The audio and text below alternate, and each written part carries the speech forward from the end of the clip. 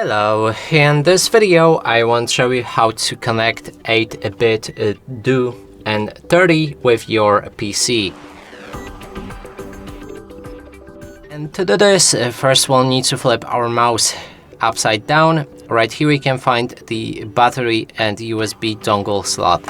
Open it with your fingernail or something very thin, just get it opened. Then we'll be able to find the dongle, we can remove it.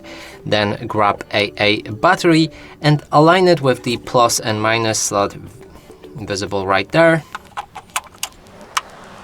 Make sure that the battery sits nicely, then we can close the hatch